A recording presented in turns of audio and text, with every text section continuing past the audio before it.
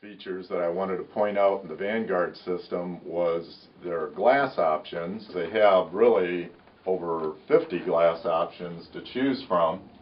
Everything from your standard flat grids to the elaborate SDL system, which you're going to find on more sophisticated wood systems, and it's available on this window. We've actually been able to use this SDL on restoration projects. You know, with all the color combinations that they have, it's really hard to tell this window from a wood window system once it's installed. This window is going to have leaded glass options, beveled glass options, various grid options, brass patina type grid.